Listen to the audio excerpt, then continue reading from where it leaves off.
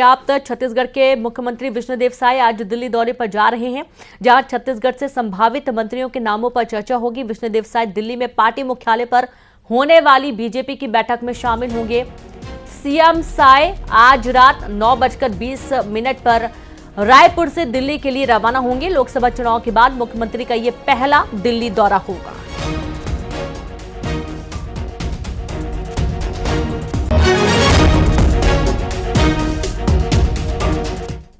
केंद्रीय मंत्रिमंडल में किसे जगह मिलेगी, किसे नहीं, जब इसको लेकर सीएम विष्णुदेव साय से सवाल किया गया तो उन्होंने कहा कि मंत्रिमंडल में कौन शामिल होगा प्रधानमंत्री का अधिकार क्षेत्र है। मंत्रिमंडल में किसे लेना है और किसे नहीं, प्रधानमंत्री तय करेंगे। प्रधान बात है, अब मंत्रिमंडल में किनको लेना नहीं लेना उनका अधिकार की बात है। वहीं रायपुर से ब्रजमोहन अग्रवाल को बड़ी जीत मिली है। न्यूज 18 से बातचीत में उन्होंने जनता को धन्यवाद दिया। कहा कि डबल इंजन की सरकार में छत्तीसगढ़ के साथ देश की विकास की दिशा में आगे बढ़ेगा। ब्रजमोहन जी, छत्तीसगढ़ में आपने बड़ी ऐतिहासिक जीत हासिल की है, वहीं देश में भी टॉप 10 में आपका नाम है। जनता का बड़ा समर्थन आपको मिला है। मैं इसके लिए छत्तीसगढ़ की जनता, रायपुर लोकसभा क्षेत्र की जनता, कार्यकर्ता और केंद्रीय नेतृत्व मोदी जी, अमित शाह जी और हमारे जेपी नड्डा जी और पूरे केंद्रीय नेतृत्व के प्रति आभार व्यक्त करता हूं कि उन्होंने जो विश्वास व्यक्त किया, जनता ने उस पर मोहर लगाई है। विधायक रहते आपका विजन, मंत्री रहते आपका विजन सबने देखा, आप सांसद बन गए हैं, तो विजन क्या है सर? पहला लक्ष्य हमारा विजन होगा समृद्ध छत्तीसगढ़ बनाना, विकसित छत्तीसगढ़ बनाना, विकसित भारत के साथ कदम ताल करना। कांग्रेस की हार को लेकर क्या कहेंगे? छत्तीसगढ़ में एक ही सीट मिली। देखिए, कांग्रेस तो डूबती हुई नैया है, जो छत्तीसगढ़ को लूटेगा जनता उसको लूट लेगी। दिल्ली जा रहे हैं सर, केंद्रीय नेतृत्व ने बैठक बुलाई है, उसमें हम जा रहे हैं जी। ये थे ब्रजमोहन अग्रवाल जी, जिन्होंने कहा कि विकास की दिशा में रायपुर और छत्तीसगढ़ को आगे बढ़ाएंगे। आज बैठक में दिल्ली जा रहे हैं, इसके बाद आगे की योजना तय होगी। कैमरामैन राजेंद्र सिंह के साथ आकाश शुक्ला, न्यूज 18 रायपुर, छत्तीसगढ़। रायपुर में 36 प्रत्याशियों की जमानत जब्त, 36 लोकसभा प्रत्याशियों की जमानत जब्त की गई है। रायपुर सीट से 38 प्रत्याशी लड़ रहे थे चुनाव और सिर्फ कांग्रेस के विकास उपाध्याय बचा पाए जमानत।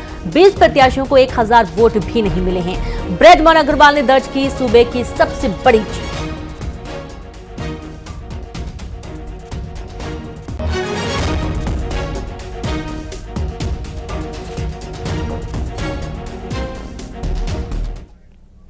राजनांदगांव लोकसभा सीट से दूसरी बार सांसद बने संतोष पांडे ने न्यूज 18 से खास बातचीत की, जहां उन्होंने कांग्रेस पर जवाबी हमला करते हुए कहा कि जनता ने कांग्रेस को करारा जवाब दिया।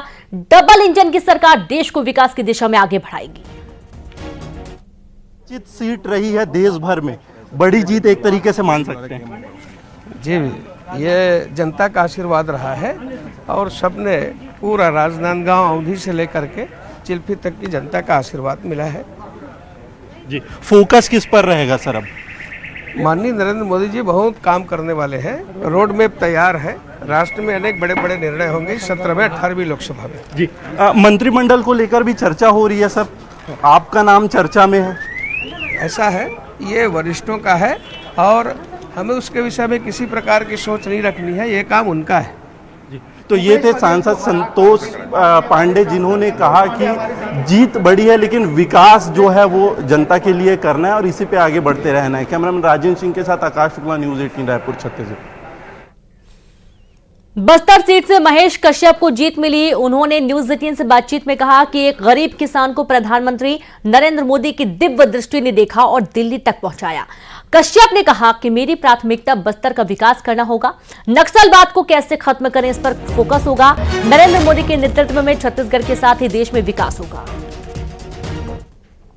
सबसे पहले हमारे देश के यशस्वी प्रधानमंत्री नरेंद्र मोदी जी के गारंटी के ऊपर पूरे देश के लोगों का भरोसा है और छत्तीसगढ़ में महज 5 महीने पहले जो हमारा छत्तीसगढ़ राज्य में भारतीय जनता पार्टी का सरकार बना और 7 से 8 गारंटी को हमने पूरा किया और उस गारंटी के ऊपर पूरे छत्तीसगढ़ के लोगों को भरोसा था और बस्तर के लोगों को भरोसा था। इसके साथ साथ हमारे बस्तर के सभी हमारे जागरूक मतदाता भाई बहनों माताओं को प्रणाम करता हूं, उनको धन्यवाद ज्ञापित करता हूं, नमन करता हूं, क्योंकि उन्होंने मुझ जैसा सामान्य किसान परिवार का बेटा को आदरणीय मोदी जी ने बस्तर लोकसभा का प्रत्याशी बनाया और उनके आशीर्वाद से मैं बस्तर लोकसभा का प्रत्याशी बना, इसलिए उनको मैं धन्यवाद।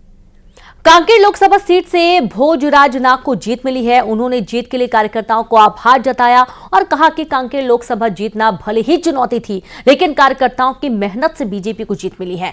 कांकेर लोकसभा में परिस्थितियां दूसरी हैं, लेकिन अब विकास की दिशा में इस क्षेत्र को आगे बढ़ाएंगे। उन्होंने कहा कि मोदी सरकार में नक्सलवाद पर लगाम लगेगी। कांकेर लोकसभा से जीतकर पहुंचे भोजराज नाग जी हमारे साथ मौजूद है। सर, 1884 वोट बहुत कम मार्जिन है। जीत को लेकर चुनौती बहुत बड़ी थी। जीत के लिए कोई मार्जिन कम और ज्यादा ये महत्व नहीं रखता, और संघर्ष की लड़ाई में ही ज्यादा आनंद है, क्योंकि हमारे कार्यकर्ताओं ने रात दिन मेहनत किया और हमारा जो क्षेत्र है बहुत कठिन क्षेत्र है, वहां काम करना। हमारे कार्यकर्ता जान को हथेली में लेकर के काम करते हैं, और उन्हीं कार्यकर्ताओं के, देवतुल्य कार्यकर्ताओं के मेहनत के कारण, वहां के जनता जनार्दन के आशीर्वाद के कारण आज वहां जीत हासिल हुई है। यह कांकेर लोकसभा से जीतकर पहुंचे हैं सांसद भोजराज नाग, जिनका कहना है कि नक्सलवाद पर लगाम लाना पहला फोकस रहेगा, विकास की दिशा में आगे बढ़ेंगे। इसको लेकर ही वो नरेंद्र मोदी से चर्चा करेंगे दिल्ली जाकर। कैमरामैन राजेंद्र सिंह के साथ आकाश शुक्ला, न्यूज़ 18 रायपुर, छत्तीसगढ़।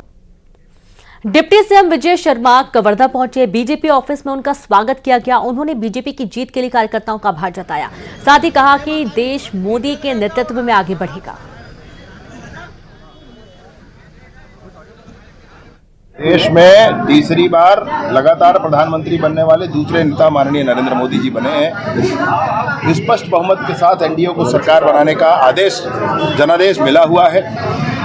बड़े फैसले होंगे और बड़े फैसलों के लिए तीसरी सरकार जानी जाएगी। सीट थोड़े कम हो गए हैं, लेकिन जोश और बढ़ गया है, ये याद है।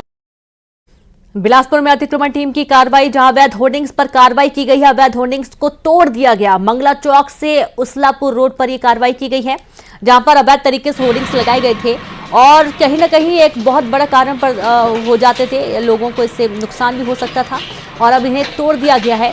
मंगलक चौक से उसलापुर तक की कार्रवाई की गई है और ये देखिए होर्डिंग्स को तोड़ा जा रहा है। बिलासपुर का पूरा घटनाक्रम, जहां पर अतिक्रमण टीम ने एक्शन लिया, कार्रवाई करते हुए अवैध होर्डिंग्स को तोड़ दिया गया।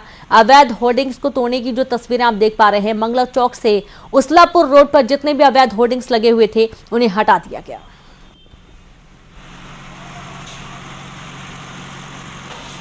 तो ये देखिए, जहाँ पर कुछ जो स्कूल के होर्डिंग्स लगे हुए हैं, प्राइवेट जो सेक्टर्स होते हैं, कंपनियां होती हैं, उनके होर्डिंग्स लगे हुए हैं, एकेडमिक होर्डिंग्स लगे थे जिन्हें हटा दिया गया है।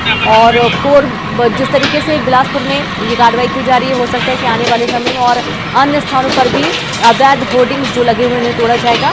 और कई बार ऐसा माना जाता है कि जो अवैध होर्डिंग्स होते हैं ये लोगों को नुकसान भी पहुंचा देते हैं। जैसे कि हमने कुछ दिन पहले तस्वीर भी दिखाई थी, जब बारिश हो रही थी तो अवैध तरीके से लगी होर्डिंग्स की वजह से लोगों की जान पर भी बनाई है, लोग बुरी तरीके से जख्मी हो जाते हैं। और ये अवैध होर्डिंग्स को तोड़ा गया है। अतिक्रमण की कार्रवाई नगर निगम ने की है। एक्सक्लूसिव तस्वीर आपको दिखा रहे हैं बिलासपुर की, जहां मंगला चौक से उसलापुर तक इन होर्डिंग्स को हटाया गया है। और संवाददाता उमेश मौर्य जुड़ गए हैं। उमेश, अवैध होर्डिंग्स पर कार्रवाई की गई है और क्या कुछ जानकारी अभी?